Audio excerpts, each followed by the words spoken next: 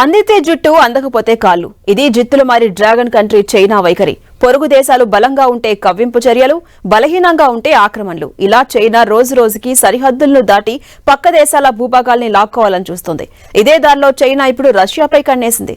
భారత్లోని అరుణాచల్ ప్రదేశ్ తమదేనంటూ అక్కడ ప్రాంతాల పేర్లు మార్చి మ్యాపులు విడుదల చేసిన డ్రాగన్ కంట్రీ ఇప్పుడు రష్యా చైనా సరిహద్దులోని ఓ ద్వీపం తమదేనని వాదిస్తోంది. ఇది నిజమేనంటూ రష్యా నిఘా వర్గాలు కూడా ప్రభుత్వానికి నివేదికలు పంపాయి. ఇంతకీ ఈ చైనా తమదే అంటున్న ఆ ఐలాండ్ ఏంటి, ఎక్కడుంది, దాని వెనుకున్న అసలు హిస్టరీ ఏంటి? Let's watch.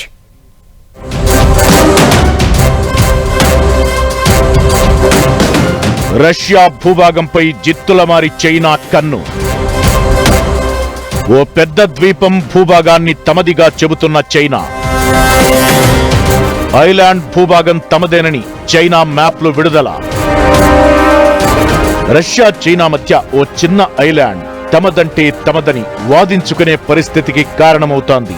రష్యాలోని సైబీరియా ప్రాంతంలో ఉస్సూరి అమోర్ నదుల సంగమం వద్ద అతిపెద్ద ద్వీపం ఉంది. దీన్ని బోల్షోయ్ ఉస్సూరిస్కీ ఐలాండ్ గా పిలుస్తారు. 150 ఏళ్లుగా ఇది రష్యాలో అంతర్భాగంగా ఉంది. ఇప్పుడు ఈ ద్వీపంపై చైనా కన్నుపడింది. దీన్ని ఆక్రమించాలని ప్లాన్ చేస్తోంది. ఇది నిజమంటూ రష్యా నిఘా సంస్థలు ప్రభుత్వానికి రిపోర్ట్ చేశాయి. అమెరికాకు చెందిన ఓ మ్యాగజైన్, న్యూయార్క్ టైమ్స్ పత్రికల్లోనూ దీనిపై కథనాలు వచ్చాయి. 2023లో చైనా పర్యావరణ మంత్రిత్వ శాఖ విడుదల చేసిన మ్యాపుల్లో ఈ ఐలాండ్ పూర్తిగా చైనాదేనని పేర్కొంది. అంతటితో ఆగకుండా ఈ దీవి పేరును మార్చేసింది.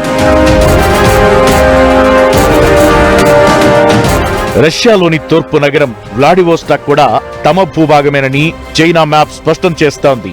బోల్షోయ్ ఉస్సూరిస్కీ ఐలాండ్ ఒకప్పుడు చైనాలో భాగమే. 150 ఏళ్ల క్రితం 19వ శతాబ్దంలో క్వింగ్ రాజవంశం బలహీనపడింది. ఆ సమయంలో బ్రిటన్, ఫ్రాన్స్ చేతిలో ఓటమి పాలయ్యింది. భద్రత దృష్ట్యా ఈ దీవిని రష్యాకు అప్పగించింది చైనా. పసిఫిక్ మహాసముద్రంలో ఆధిపత్యం కోసం రష్యాకు ఈ దీవి అప్పట్లో అవసరమైంది. 1860లో మరో యుద్ధంలో చైనా ఓడిపోయింది. అప్పట్లో పెకింగ్ ఒప్పందంలో భాగంగా బోల్షోయ్ దీవితో పాటు సువిశాలమైన భూభాగం రష్యా సొంతమైంది.